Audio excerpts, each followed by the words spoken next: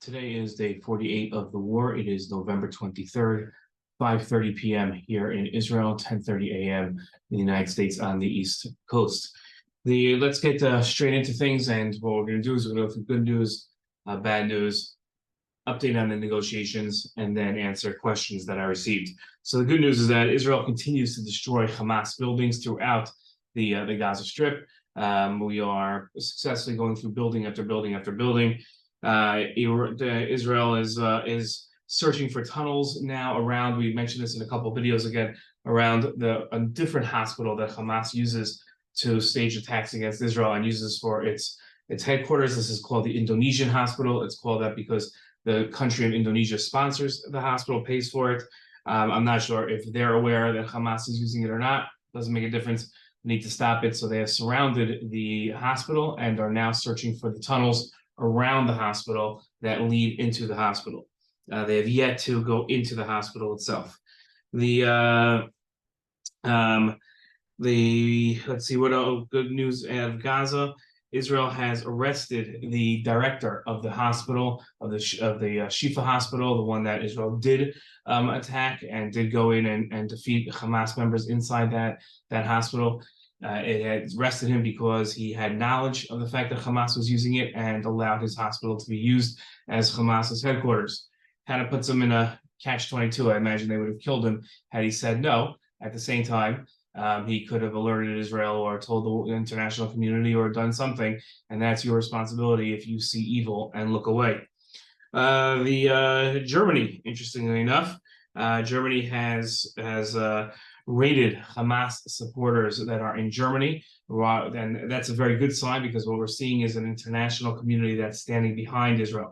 As much as people watching this video who might be pro-Israel thinking that the world is not behind us, seeing protests everywhere, but the world powers are really standing behind Israel. They recognize that Hamas and Palestinian terrorism is evil and will eventually, if it hasn't already, hit their shores. So they are very happy about that. Moving north to the border with Hezbollah, good news there as well. Iran is getting desperate. They're trying very hard to open up different fronts of the war, hitting Israel in the north, trying to bring in supplies from Iraq and Syria. Israel has consistently been able to stop those and make sure that they bomb the heavy trucks bringing stuff in. Iran is actually now trying to use a small pickup trucks to try to bring stuff in. Obviously, that limits the amount that they can bring in, as in itself is a sign of success for Israel.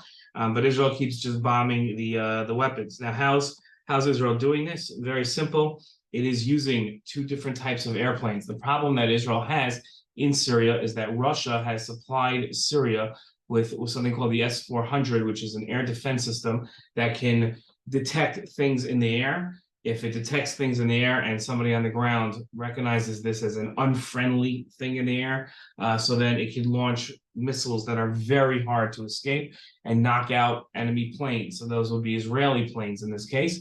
But Israel has developed with the United States a new fighter jet called the F-35S. It has stealth capabilities. Israel has enhanced even what America gave them when they gave them the jet. And Israel is using these jets. Now, another secondary problem is that if the jets fire missiles, the S-400 could pick up the missiles and knock the missiles out of the air as well. So instead of using missiles, Israel is using bombs. And the F-35 is taking complete control of Syrian airspace.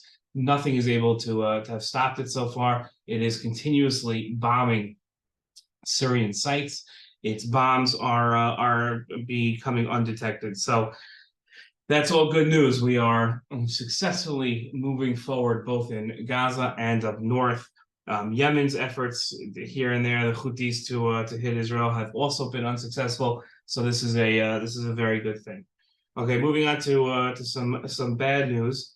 We have there are still over 300 victims of the original Simchas Torah attack on October 7th that have not been identified, which means that there are 300 bodies sitting there that were so destroyed by Hamas, either through burning, through torture, through horrific things I don't want to say because I don't want to traumatize people. And one would be traumatized by hearing the details of this. But that also means that there are 300 families that aren't sure if their relatives are hostages, they're completely lost somewhere, or they've been killed. So I just want you to understand that yesterday, the body of a woman named Shani was found, and sorry, her body wasn't found. Her body was identified. That's 6 weeks it took to identify the body. You can only imagine what Hamas did to her, that it required 6 weeks to identify her. Her family, for the past 6 weeks, were unable to know what had happened to her. They didn't know if she was a hostage in Gaza. They didn't know if she was one of those 300 bodies, or just somewhere out in the field somewhere that nobody has found her yet. So that's the horrific reality that I don't see talked about enough, and I wanted to bring it to everybody's attention, that there are 300 families that might never have closure over what happened to their relatives. And the reason for that is, and we're going to move now into the more to negotiations a little. We'll touch upon this, and when we talk about negotiations, is Hamas doesn't know fully who they have and who they don't have. This is the problem. So one of the disastrous things is we could be sitting here 5 years from now and families still don't know what happened to their relatives. That's absolutely horrific, and really horrific. Okay, just an analysis. A report came out yesterday that Hamas is suffering from a serious morale problem. This is a very good thing. They're watching as Israel is setting up base inside of Gaza. They're watching mezuzahs go up, and they're all the things that we see as memes and things that we're happy about. They're seeing, and inspirational videos from Gaza, they're seeing as they're being defeated slowly and surely. Plus, a lot of their fellow terrorists are now dead. So that also tends to demoralize. The terrorists today have mostly moved down to South Gaza, where Israel hasn't publicly and gone in with ground forces yet. They're found in Khan Yunis and in Rafah. Those are the two big cities in Gaza. And one thing that I suggest for people that want to get more familiarity with Gaza, this will take you 15 minutes, and you'll become very familiar with Gaza. Go to Google Maps.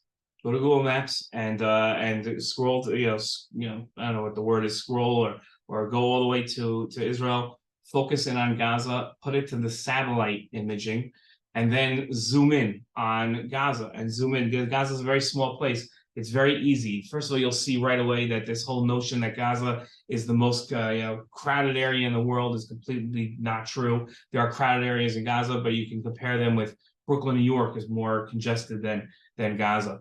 So you'll see the wide open spaces, you'll see the big homes, and you'll see the fallacy, you'll see the beach resorts.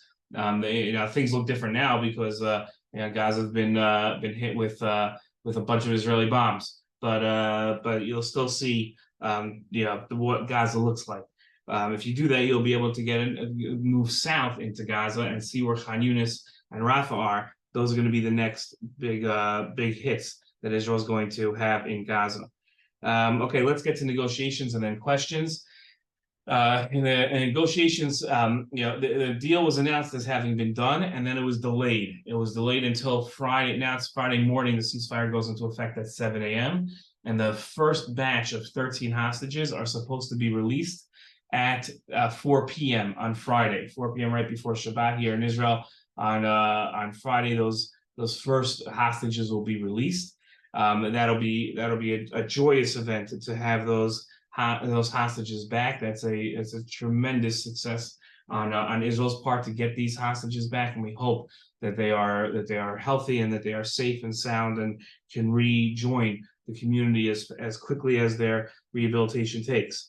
The delay was Hamas didn't sign it, and part of the conditions of the negotiations was Hamas had to hand over a list of the hostages that they planned to release and the hostages that they had in their custody. Now, this is opening up a question of whether or not Hamas really knows who it has. And you might ask, well, how can it be that Hamas doesn't know who it has, or right? So let's first of all, our point from before, which is that we have a lot more people that we haven't found than Hamas has.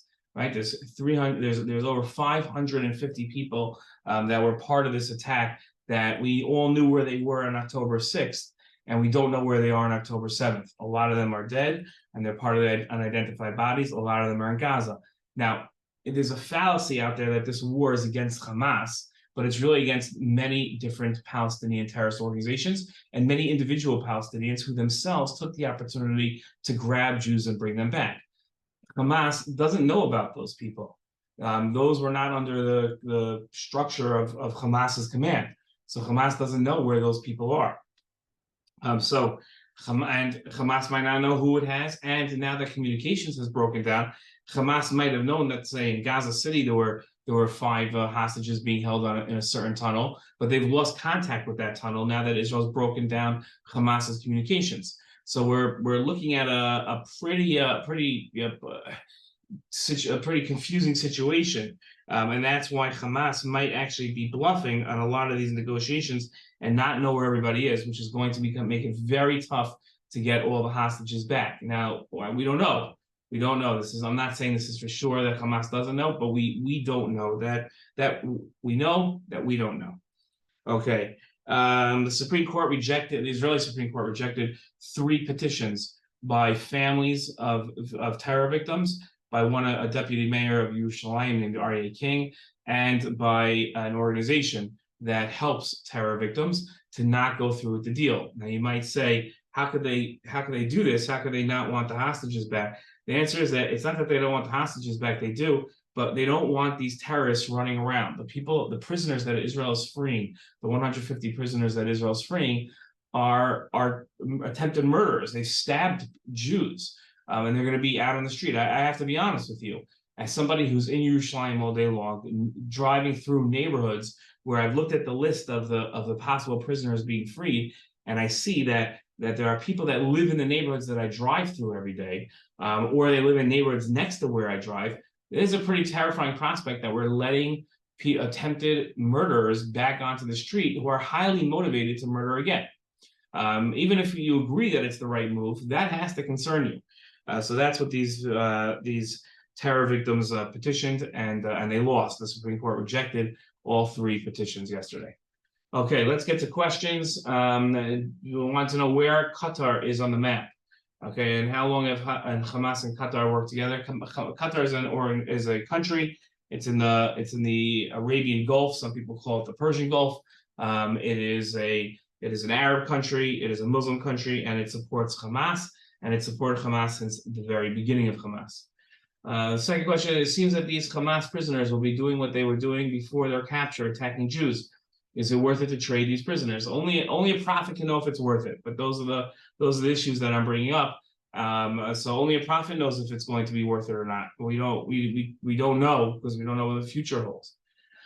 What is your opinion on Israel agreeing to limit drone activity and agreeing to go blind for 4 days? It might be necessary. I have to assume that Israel has other ways of keeping surveillance on the area. I have to assume that. I don't know if I'm right, and I don't know if my assumption is correct, but I have to assume that Israel won't actually be completely blind. I hope so. How does Qatar balance a relationship with the United States, a pro-Israel country, when they also sponsor Hamas? Does the U.S. allow this? Yeah, it's a conundrum. Now it's difficult to understand how the United States has relationships with Qatar when it sponsors terrorism. It's a good moral issue. Why does the United States want to have a relationship with people like this? It's difficult to understand. I don't know. Can you explain or provide somewhere where I can learn more about the non-Israeli citizens living in Yehuda v'Shomron, freedom and restriction of movement? So I think that we're talking about our Arabs that identify as Palestinian Arabs that live in Judea and Samaria, Yehuda v'Shomron, and what the world refers to as the West Bank, and their freedom and restriction of movement. So on a normal day when we're not in war, those people can move around the West Bank. They can move around Judea and Samaria. These are Arabs that live here. They're not Israeli citizens. They're Palestinians. These are my neighbors. And these are my neighbors. They live in cities like Ramallah and Jericho and countless other Palestinian villages. They're allowed to move around the area that they live in, and the city, from Palestinian city to Palestinian city. They are not allowed to cross into into Israel, right? They can't go into Jerusalem. They can't go to Tel Aviv. They can't cross over outside the West Bank because they're not Israeli citizens. And just like Canadians can't just go to America and Mexicans can't just go to America, or Americans can't go to Russia, so too Palestinians can't just go into Israel. They need a permit.